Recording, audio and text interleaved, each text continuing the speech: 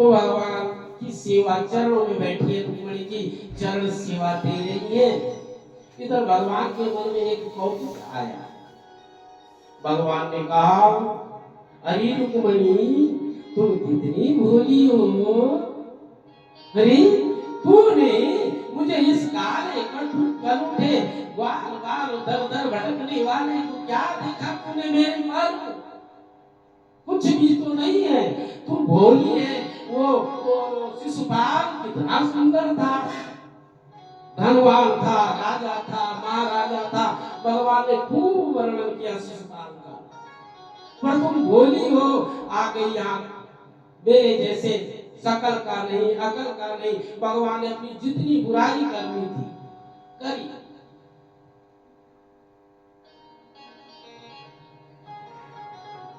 अब भगवान मनोरंजन कर रहे और रुक्मिणी जी सुनते सुनते अच्छे बेसुध हो गए।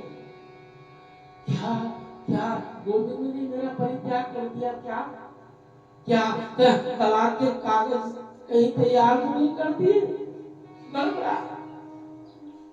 क्यों क्यों आज मेरे स्वामी, मेरे नाथ, मेरे मालिक आज ऐसा क्यों कह रहे हैं? अकेले हो गई। अब भगवान ने देखा नहीं रुक्मिणी गिरी पड़ी हुई अकेले मूर्छित अवस्था में, क्योंकि दिल में लग गई बात। भगवान ने ये क्या कर दिया मैंने? भगवान ने चमर डुलाया। पहले रुक्मिणी जी डुला रही थी, अब भगवान चमर डुलाने लगे, हिलाने लगे। भगवान ने जल के छींटे मारे, बड़ी मुश्किल से होश आई। भगवान समझ गए ये दिखावे का प्रेम नहीं है, ये अंतःकरण का प्रेम है भगवती रुक्मिणी का। फिर भगवान ने जितना बुलाया था उतना फिर मनाया। देवी मैं तो मजाक कर रहा था। ऐसी दिव्य लीला भगवान ने की। यानी परमात्मा जीव के साथ खेल भी करता है, परिहास भी करता है, मजाक भी करता है। और भगवान अपने भक्तों को, भक्ति को देखते भी हैं। और देखता तो मैं नहीं जानता हूँ, लेकिन मैं गोविंद को जानता हूँ। गोविंद इतनी परीक्षा कड़ी परीक्षा लेते हैं। भोलेनाथ ने तो जल्दी फटाफट, भगवती भी जल्दी, क्योंकि माँ का स्वरूप है।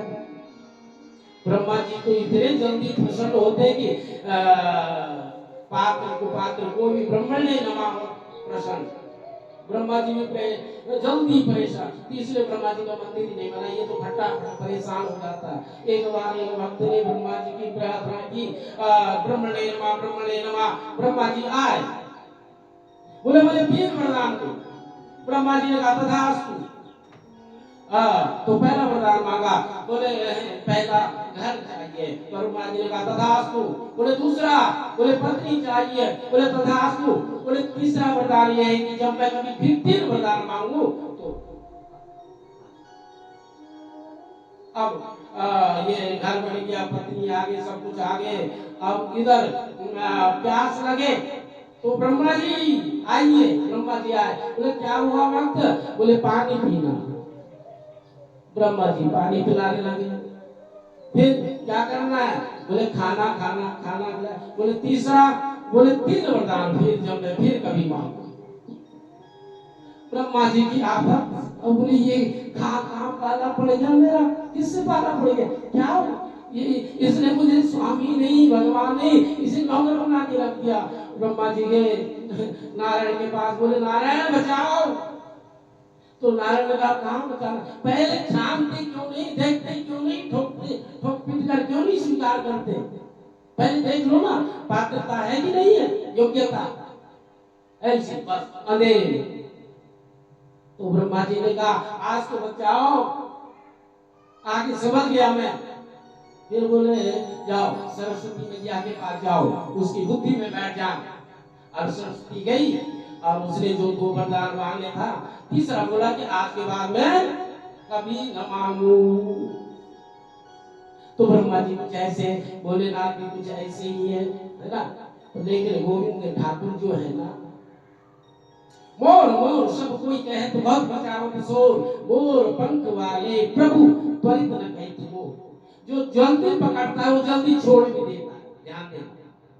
हाँ, चाम को देखकर दाम को देखकर पकड़ लेते हैं और बाद में 6 महीने बाद, साल भर बाद तलाक के कागज तैयार, दहेज का सामान वापिस।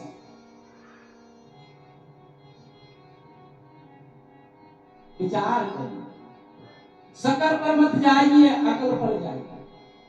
आज हम मुखौटा देख रहे हैं, इसलिए घर का ही मुखड़ा बिगड़ गया, जीवन बिगड़ गया।